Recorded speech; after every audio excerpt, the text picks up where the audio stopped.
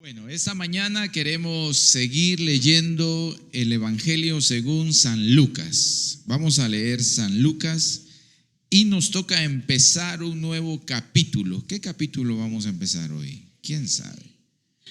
El capítulo 20.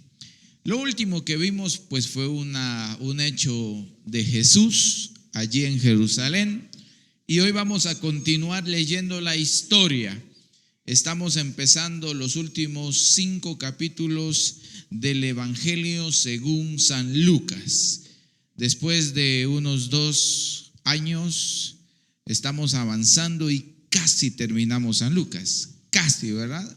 No sé cuánto nos falta todavía, unos 2 o 3 meses quizás, pero vamos a concluir con el Evangelio según San Lucas. Estamos muy contentos por eso, porque es una meta que teníamos.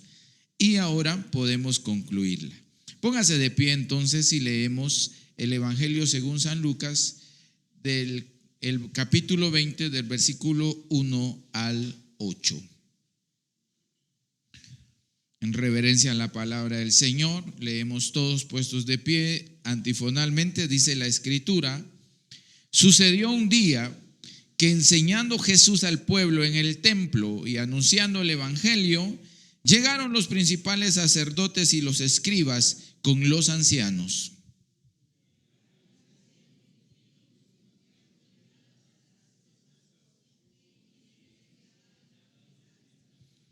Respondiendo Jesús les dijo: os haré yo también una pregunta, respondedme.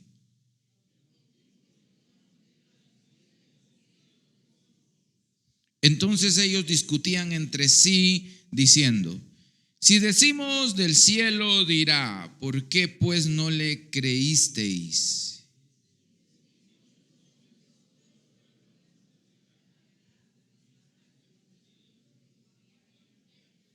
Y respondieron que no sabían de dónde fuese.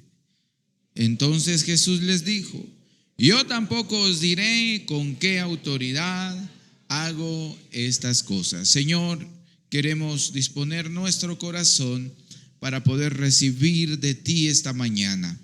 Tu palabra es suficiente para alimentar nuestro corazón hoy y nuestro entendimiento también en la fe que tenemos en ti como nuestro Señor y Salvador. Por favor, guíanos a través de este estudio con tu Espíritu Santo, y que podamos reflexionar y aprender, Señor, esta mañana del contenido de tu palabra. En el nombre de Jesús, amén y amén. Pueden sentarse.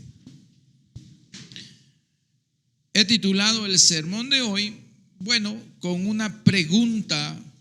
Tomé una pregunta, la pregunta que le hicieron un grupo de personas a Jesús para cuestionarlo. ¿De dónde viene tu autoridad? Es la pregunta que ellos le hicieron a Jesús. ¿De dónde viene tu autoridad? Y de eso vamos a hablar ahora mismo. Vayamos a la parte introductoria. Se recuerda que en el capítulo 19, del versículo 45 al 48, Jesús tuvo un hecho o realizó una acción que no se había visto posiblemente en el contexto del templo en Jerusalén. Y resulta que Jesús entra al templo y saca a todos los vendedores que vendían, obvio, ¿verdad? Valga la redundancia ahí, y también aquellos que compraban allá adentro. Entonces Jesús desea y establece el propósito de la casa del Señor, y lo definimos la semana pasada diciendo que el propósito de este templo, el propósito primordial de este lugar, es que el corazón de hombres y mujeres puedan conectarse con Dios y puedan tener un espacio en donde puedan adorar, bendecir el nombre del Señor. Ese es el propósito de este lugar. Para eso nos reunimos acá. Pero se había cambiado el propósito del templo y Jesús no estaba de acuerdo con eso. Y cuando cambiamos el propósito del por qué estamos aquí, es cuando el Señor no está alineado con nosotros. Bueno, ahora, a partir de lo que pasó en esa oportunidad, se le cuestiona a Jesús, porque ellos le están cuestionando y diciendo: ¿con qué autoridad vienes tú? Entras al templo. Otro evangelio, no sé si es Mateo o Marcos, dice que Jesús tiró todas las mesas, ¿verdad? Ustedes, dice el otro evangelio. Y entonces hay un grupo de personas que le preguntan: ¿y tú? Bueno, ¿en nombre de quién o con qué autoridad hiciste eso en el templo? Que veniste a sacar todo lo que nosotros habíamos puesto acá y ahora te pones a enseñar en el templo. ¿De dónde viene la autoridad tuya? ¿Quién te dio permiso para hacer eso? Y esa es la pregunta para Jesús.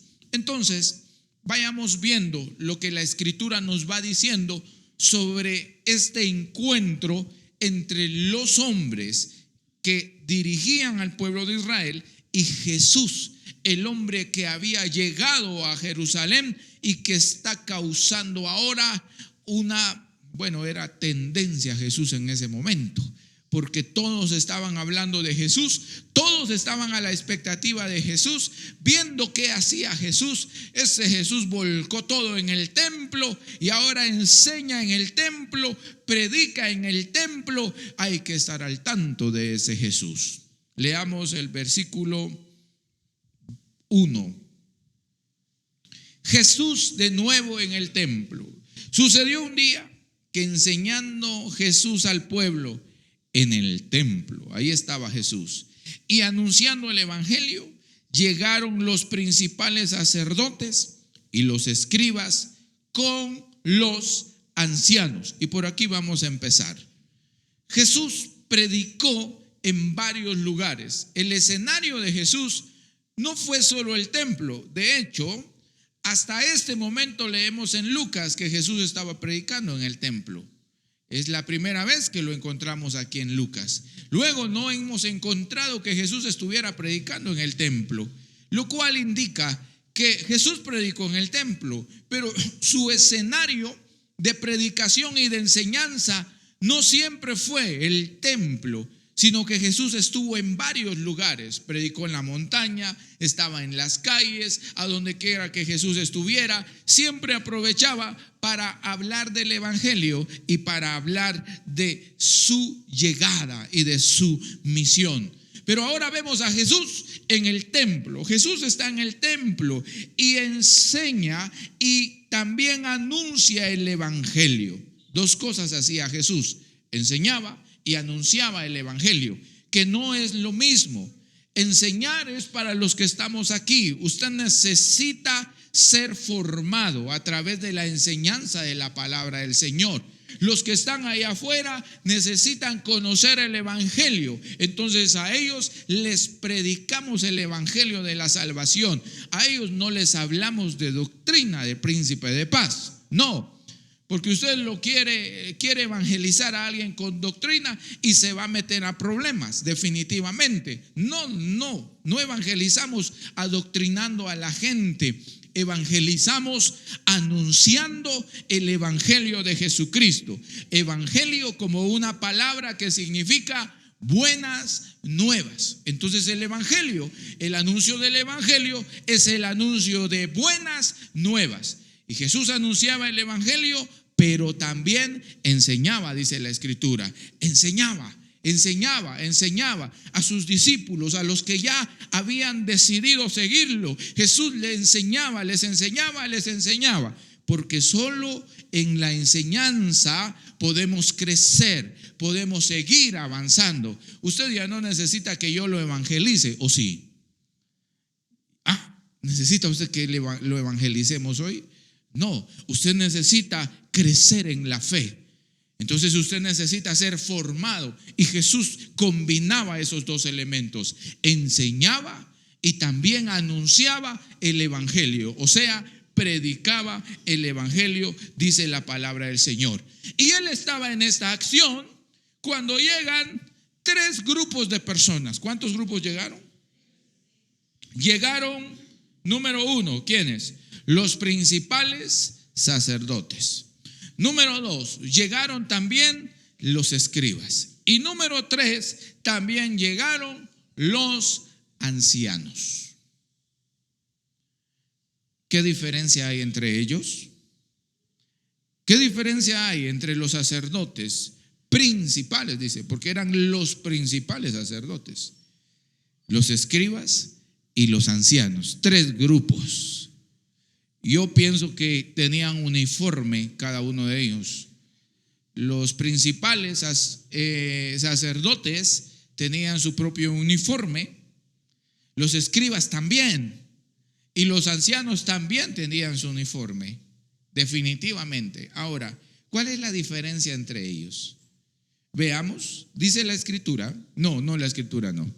Dice la descripción allí en pantalla, que los principales sacerdotes eran los que supervisaban las actividades del templo. Estaban al tanto de todo lo que se hacía en el templo. Habían sacerdotes, habían más sacerdotes, pero los principales eran los encargados de la administración del templo. Y estaban al tanto de todo lo que se hacía, de todo lo que faltaba y de cada sacrificio o de cada fiesta que había que llevar a cabo en el templo. Eran los encargados de administrar el templo. Principales sacerdotes. Número 2, ¿cuál es el otro grupo? Llegaron también los escribas. Los escribas eran hombres estudiados, expertos en la ley de Génesis a Deuteronomio, en la ley judía. Y ellos también eran los delegados para interpretar y enseñarle al pueblo la ley, sus mandamientos y todo lo que contenía la ley del Señor. Ese era el trabajo de él, eran los escribas. Y aparte de eso, su nombre viene de aquellos que escribían, los escribanos. Los escribas también eran los encargados de escribir no solo las enseñanzas, sino también las leyes que regían al pueblo. Entonces, yo creo que es el Talmud.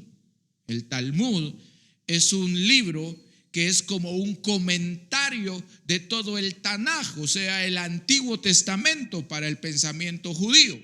Y el Talmud son reflexiones que escribían ahí los profesionales de la ley. Ellos leían y decían, bueno, esto nos dice esto, nos enseñan. Entonces escribían las reflexiones sobre la palabra del Señor. Ese era el trabajo de ¿quiénes? De los escribas. Entonces hay un segundo grupo, pero vamos al tercer grupo. Llegan los ancianos. ¿Quiénes eran los ancianos? Los ancianos eran los miembros respetados de la comunidad judía que formaban parte del Sanedrín. El Sanedrín era un grupo que era como un consejo que se reunía a discutir las decisiones que debían tomar respecto al pueblo de Israel. Entonces, los ancianos eran las personas más grandes o los adultos que representaban al pueblo. Aquí en Guatemala hay varias comunidades donde hay ancianos del pueblo, ancianos de la comunidad.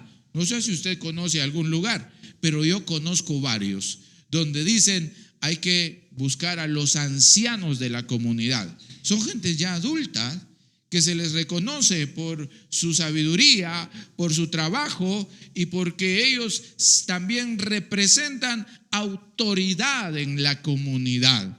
Y creo que eso es bueno, son buenos detalles, eso de poder reconocer a las personas que tienen una larga trayectoria. La Biblia habla de ancianos en el Nuevo Testamento, en la primera iglesia, dice que habían ancianos en la iglesia. Solo que algunos de esos ancianos no precisamente eran personas ya adultas, sino que eran personas que tenían una experiencia amplia y un crecimiento en la fe. Y creo que aquí hay muchos ancianos ya, muchos ancianos en la fe, que han crecido en su fe y han cultivado esa fe. Entonces hay tres grupos. Lo que quiero que piense ahora es que Jesús recibe la visita de toda la autoridad del pueblo. Están los principales sacerdotes allí, los encargados del templo, los que vieron cómo Jesús sacaba todo. Está el segundo grupo, que eran los que interpretaban la ley y decían: bueno, ¿y este quién es? Porque no le vemos ninguna autoridad. Y también lo confronta. Y estaban los representantes del pueblo, que eran los hombres o las personas ancianas. Y todos llegan ante Jesús y le hacen una sola pregunta. Versículo 2. Y le hablaron diciendo: dinos, ¿con qué autoridad haces estas cosas? Segunda pregunta: ¿o quién es el que te ha dado esta autoridad? Y esas son dos preguntas. ¿Con qué autoridad? ¿O quién te dio permiso? ¿Quién te dio la autoridad para hacer esto acá? Entonces pasemos a ver la respuesta de Jesús en el versículo 3. Respondiendo Jesús les dijo, ¿qué les dijo? Os haré yo también una pregunta, respondedme.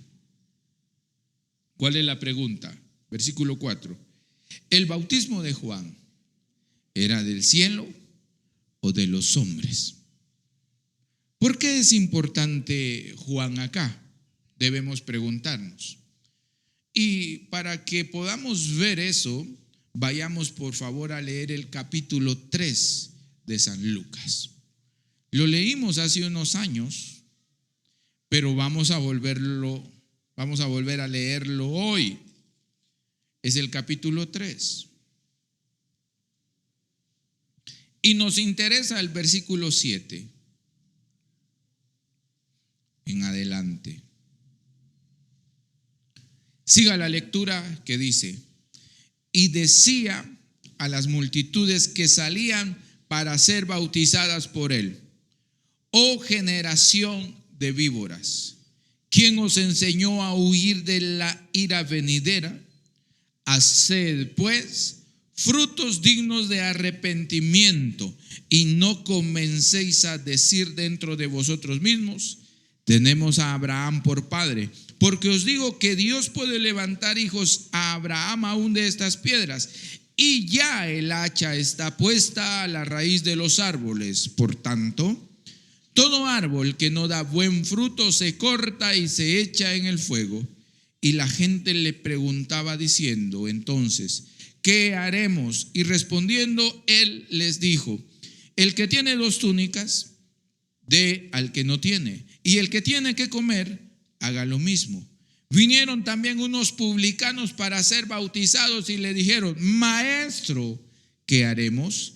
Él les dijo: no exijáis más de lo que os está ordenado. También le preguntaron unos soldados diciendo: ¿y nosotros qué haremos? Y les dijo: no hagáis extorsión a nadie, ni calumniéis, y contentaos ¿con qué? Con vuestro salario.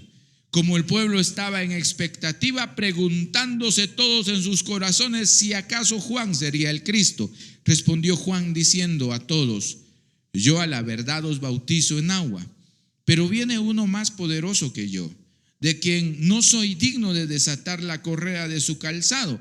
Él os bautizará en Espíritu Santo y fuego.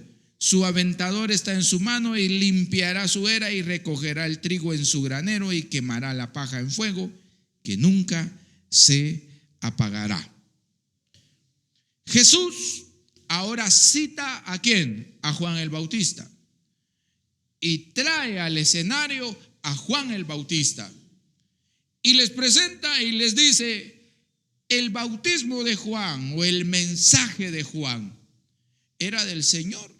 ¿Era del cielo o no era del cielo? ¿Era verdad o no era verdad? ¿Por qué Jesús los confronta de tal manera? Porque Juan tenía un mensaje particular. El mensaje de Juan estaba enfocado en el arrepentimiento de los seres humanos. Juan combinaba el bautismo con una acción de arrepentimiento, porque llegaron los publicanos a bautizarse y le dijeron: bueno, nos vamos a bautizar, ¿y qué tenemos que hacer? Y él les dice, no exijan más de lo que está ordenado, pidan lo justo, les dice Juan. Juan fue uno de los que predicó que el arrepentimiento debía manifestarse en acciones. Juan fue de los que dijo, arrepiéntanse, pero den frutos de arrepentimiento, que se pueda notar que ustedes están arrepentidos de la vida que traían y que pueden arreglar eso en su vida. Pero Juan agrega algo más en su mensaje. Juan, cuando la gente piensa en su corazón y se pregunta, ¿será que Juan es el Mesías? La gente empezó a preguntarse, ¿será que Juan es el Mesías? Y entonces Juan, conociendo, les habla y les dice, yo no soy el Mesías. Aclaremos algo, yo no soy el Mesías. Yo soy la voz que clama en el desierto. Yo soy la voz que dice, preparen el camino para el que viene, para el que está presente y para el que va a ingresar. Y luego Juan mismo dice, el que viene después de mí, él no los va a bautizar en agua, los va a bautizar en fuego, en el Espíritu del Señor. Y entonces presenta a Jesús como alguien que viene después de él. Pero no solo eso. El día que Jesús fue bautizado, cuando Juan ve a Jesús, él abre su boca. Estoy buscando aquí. No dice, pero en otro evangelio, Juan predica y confiesa y dice, he aquí el Cordero que quita el pecado del mundo. Y señaló a Jesús. Jesús venía caminando y él lo señala y dice, él sí es el Mesías, él sí es el Salvador. Entonces, Juan el Bautista presentó a Jesús como el Mesías. ¿Y quiénes creen ustedes que escucharon ese mensaje de Juan el Bautista? ¿Quiénes lo escucharon? Regrese conmigo a San Lucas. Ese mensaje de Juan el Bautista era muy conocido dentro de ese entorno. Primero porque Juan el Bautista también llamó la atención de los líderes religiosos. De hecho, llamó hasta la atención de aquel rey, quien fue confrontado, a quien se le dijo, cuidado, no está bien lo que estás haciendo, ella no es tu mujer, ten cuidado. Y él se lo dijo al rey. A veces es un poco difícil, ¿no? Que lo confronten así a uno, que lo encaren así a uno. Cuidado con lo que estás haciendo. ¿Cómo se llamaba la señora? No se acuerdan, ¿verdad? Herodías. ¿Sí? Y Juan tuvo las agallas de presentarle frente al rey y decirle, eso no está bien. No. Lo voy a dejar ahí. Y eso también causó molestia dentro de la sociedad en la que vivía Juan. Causó mucha molestia. Porque Juan no solo confrontó al rey, confrontó a los publicanos, confrontó a los soldados, confrontó a medio mundo. Y como dicen ustedes, no yo, les dijo las verdades en su rostro. Los confrontó. Y les dijo, hagan frutos de arrepentimiento. Entonces Juan, que también fue sonado y fue tendencia en su momento, tenía un mensaje que quedó en medio del pueblo, en el corazón y en los oídos del rey y en los líderes de Israel. Entonces, cuando Jesús está ahí predicando en el templo, aparecen los líderes otra vez, 3 años más o menos después de la muerte de Juan. Aparecen y le dicen, ¿quién te dio autoridad para hacer eso que haces? Y él les dice, bueno, hablemos un ratito. Yo les voy a hacer una pregunta. El bautismo de Juan, que era un bautismo de arrepentimiento, era del cielo o de los hombres.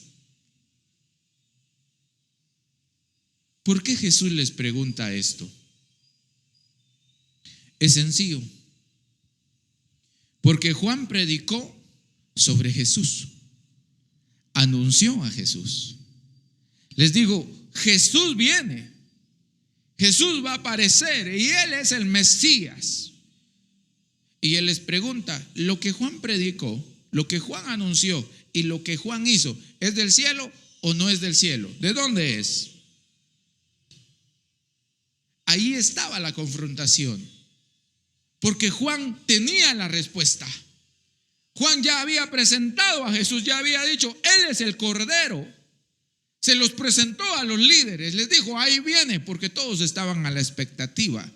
Así era la cultura, de que los líderes religiosos y todos estaban, ¿qué está pasando aquí? Tenemos que cuidar al pueblo, vamos a ver qué está sucediendo, qué está pasando. Es Juan el Bautista, y empecemos a ver qué hace, y estaban al tanto de él porque lo hicieron con Jesús también. ¿Qué hace este Jesús aquí? Veamos por qué es tan sonado este Jesús, y siempre estaban ahí merodeando.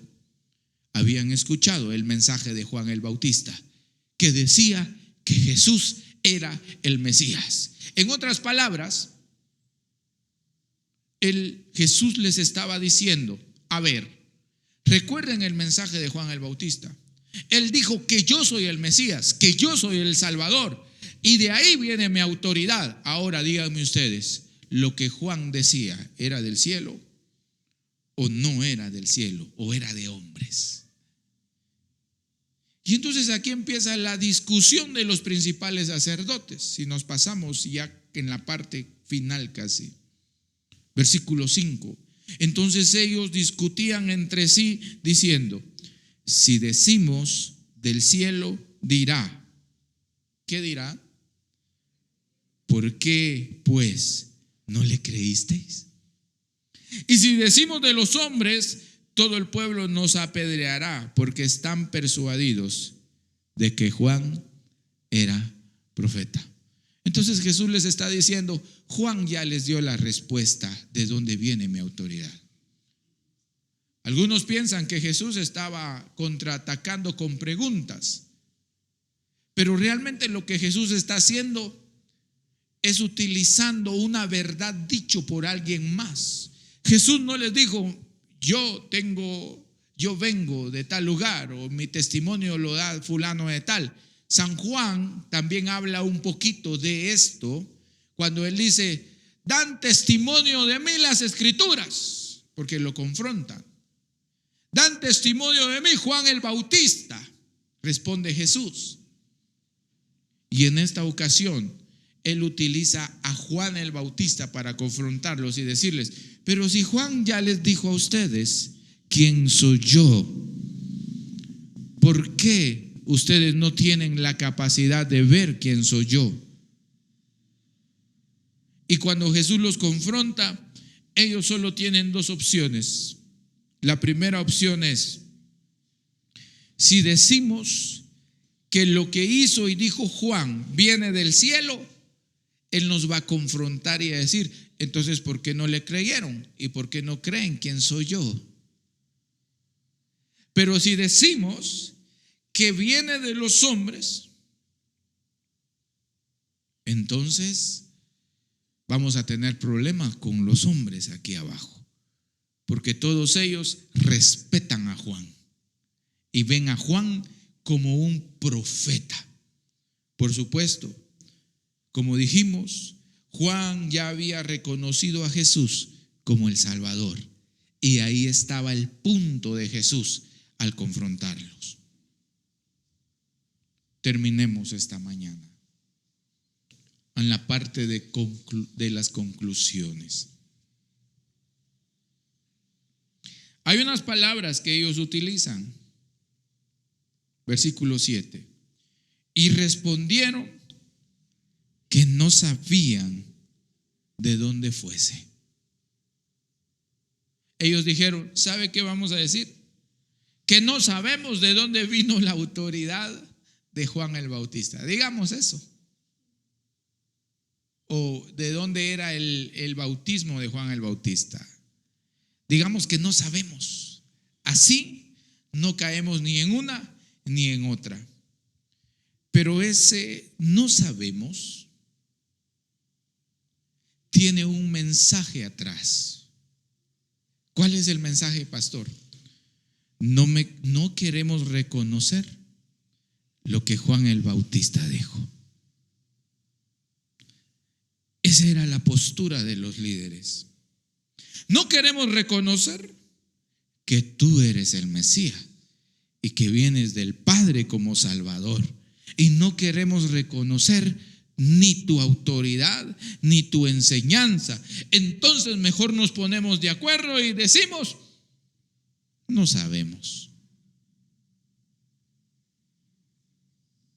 ¿Cómo le decimos eso en Guatemala?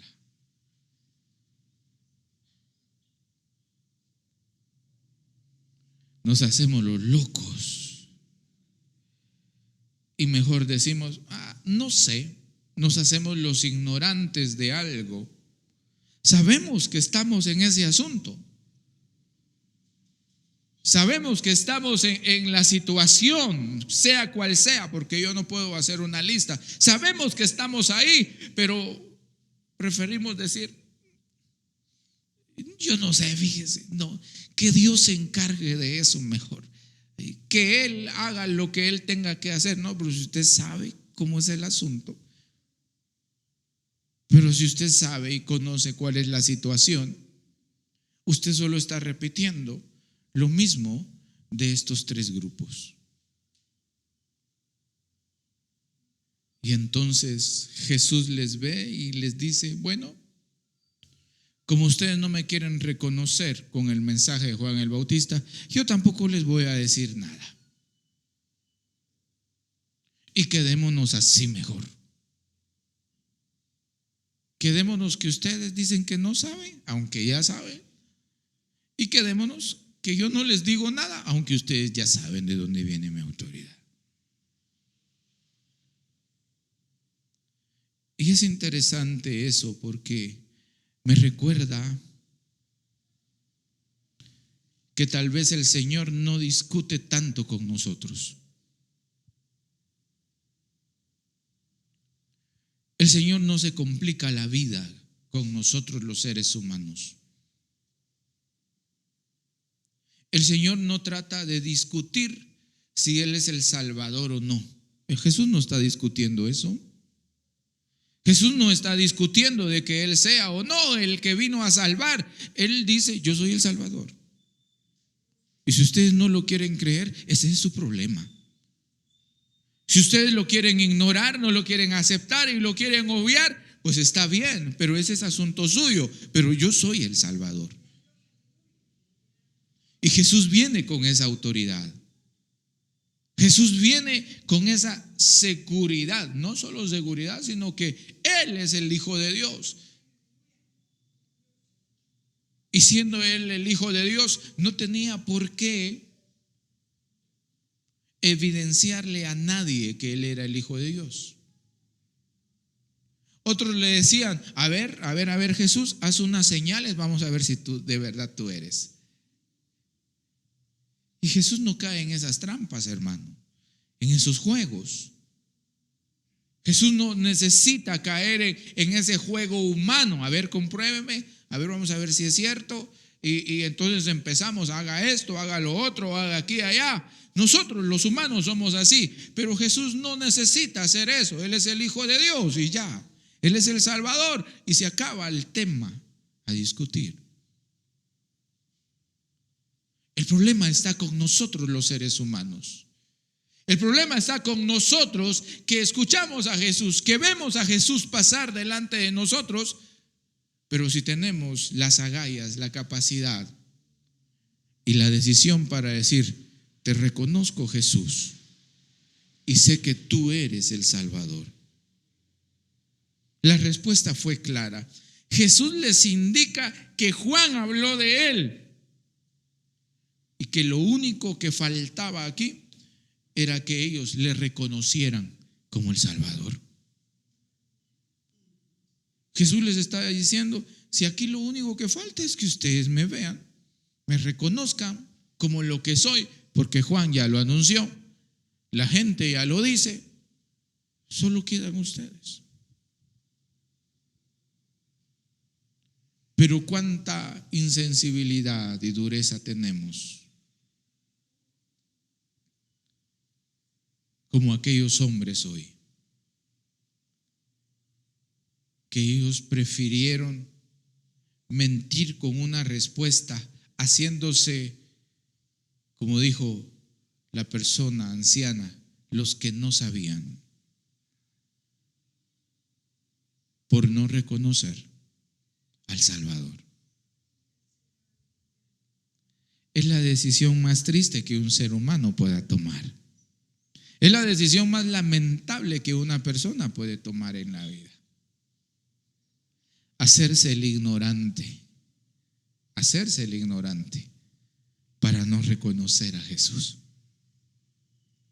Entonces queremos dejar una invitación para todos aquellos que nos están viendo en casa, en cualquier lugar del mundo, para decirles que es necesario, importante, que puedan reconocer a Jesús y que no usemos más excusas para ignorar a Jesús y recibirlo y aceptarlo y reconocerlo como Salvador. Queremos decirle al mundo entero que Jesús está allí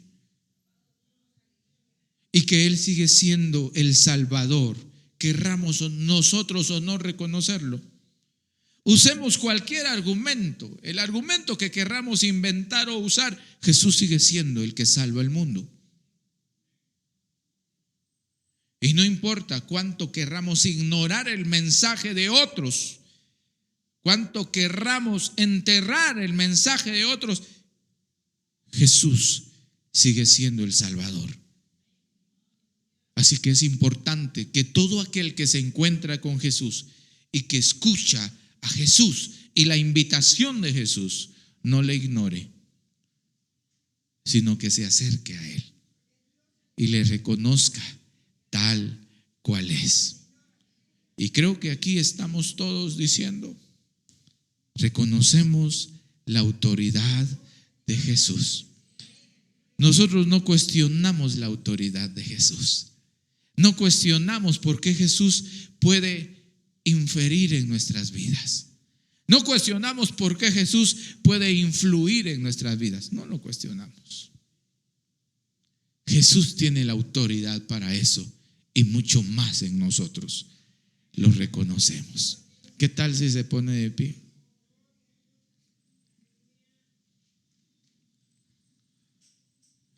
Unos 2 o 3 minutos para decir: Jesús, Jesús, Jesús. Qué bello es pronunciar tu nombre al cantar. Jesús, mi Jesús.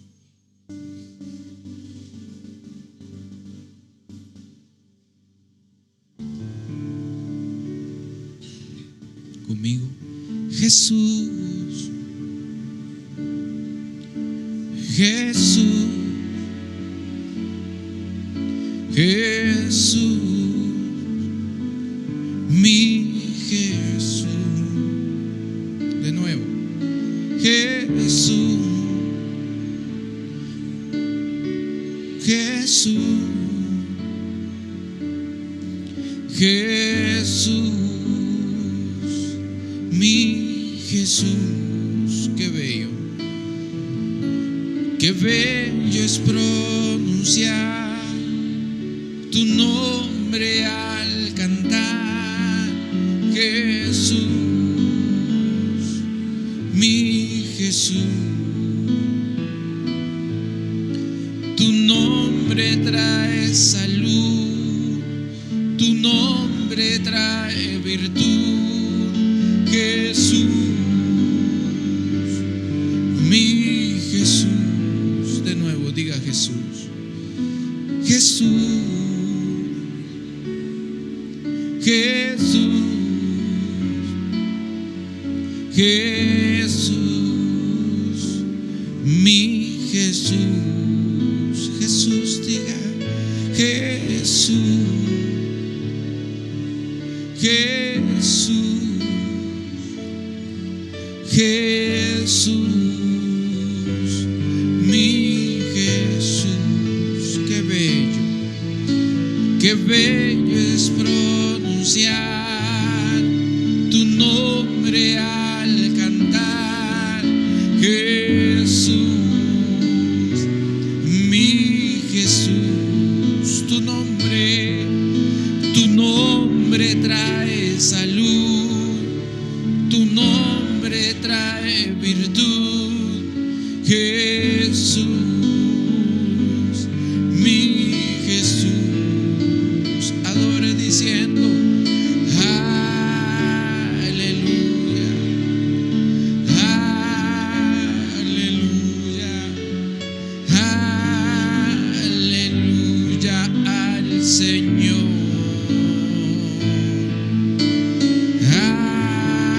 Aleluya, aleluya, aleluya al Señor, mi Jesús. Señor, hoy confesamos tu nombre y no nos avergonzamos de decir que tú eres nuestro Señor. No nos avergonzamos de reconocer tu autoridad. Tú eres el soberano, el poderoso, el salvador de nuestras vidas, Señor. Tú eres quien vino a rescatarnos. Tú eres quien vino a liberarnos. Eres el que vino para, Señor, sacar nuestras vidas del lodo cenagoso. Y nosotros no queremos poner ninguna excusa para reconocer eso, Señor, en ti. No queremos poner ningún obstáculo, Señor, para reconocer tu autoridad. Reconocemos esa autoridad, Señor, tuya, no solo sobre nosotros, sino sobre toda la creación, sobre todos los seres humanos. Reconocemos esa autoridad tuya, Señor, porque eres el Rey de Reyes, el Señor de Señores. Y pedimos que nuestro corazón nunca se ponga en esa posición de querer poner excusas vanas, excusas falsas, excusas de ignorancia para reconocerte a ti, soberano Salvador. Queremos tener un corazón transparente que te reconozca a ti, Señor. Que te reconozca a ti, Señor, como el Rey de Reyes. Y con toda nuestra voz hoy decimos: tú eres el Salvador, tú eres el Rey de Reyes. Diga conmigo: aleluya, aleluya, aleluya al Señor.